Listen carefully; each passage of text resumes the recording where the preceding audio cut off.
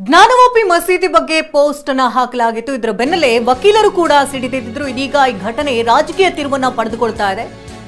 40 ವಕೀಲರ ವಿರುದ್ಧ ದೂರನ್ನ ಖಂಡಿಸಿ ಇದೀಗ ಪ್ರತಿಭಟನೆ ಕೂಡ ನಡೆಸಲಾಗಿದೆ. ರಾಮನಗರ ಡಿಸಿ ಕಚೇರಿಯಲ್ಲಿ ಧರಣಿ ಕೂಡ ಮುಂದುವರೆದಿದೆ.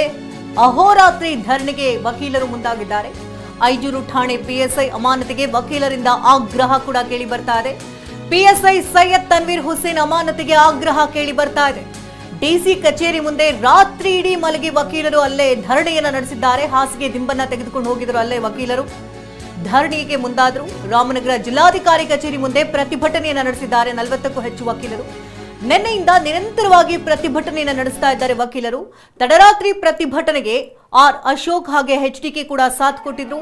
ರಾಜಕೀಯವಾಗಿ ತಿರುವನ್ನ ಪಡೆದುಕೊಳ್ತಾ ಇದೆ ವಕೀಲರ ಪ್ರತಿಭಟನೆ.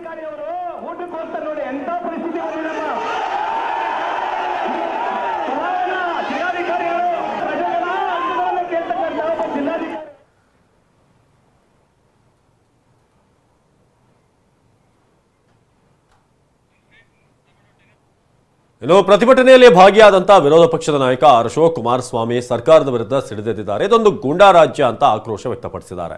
ಏನ್ ಹೇಳಿದ್ರು ಬನ್ನಿ ನೋಡೋಣ. 6ನೇ ತಾರೀಕು ವಕೀಲರ ಸಂಘಕ್ಕೆ ಯಾರೋ ಪ್ರಗತಿಪರರು ಹೋಗ್ಬಿಟ್ರಂತೆ ಕೇಳಕ್ಕೆ, ಮನವಿ ಮಾಡೋದಕ್ಕೆ.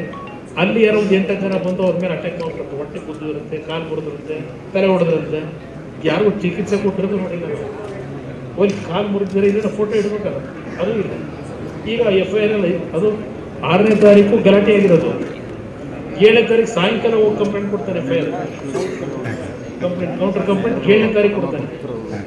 ಇದು ಎಲ್ಲ ರೀತಿ ಅಧಿಕಾರ ದುರುಪಯೋಗ ಪಡಿಸ್ಕೊಂಡಿಗೆ ನೀವು MP ಫೋನ್ ಮಾಡಿ ಏನು ಮಾಡ್ತೀವಿ ಗೊತ್ತಿಲ್ಲ. MP ಚುನಾವಣೆ ಬೇರೆ ಇದೆ, ಯಾವ ಕಾರಣಕ್ಕೂ ಸಸ್ಪೆಂಡ್ ಆಗಬಾರ್ದು ಅಧಿಕಾರಿ ಅಂತೇಳಿ ಫೋನ್ ಮಾಡ್ತಾರೆ. ನೋಡ್ಕೊತೀವಿ ಇದೇನು ಮಾಡ್ತಾರೆ ವಕೀಲರು, ಏನು ಸ್ಟ್ರೈಕ್ ಮಾಡಿ ಏನು ಮಾಡ್ತಾರೆ ನೋಡ್ತೀವಿ ಅಂತ.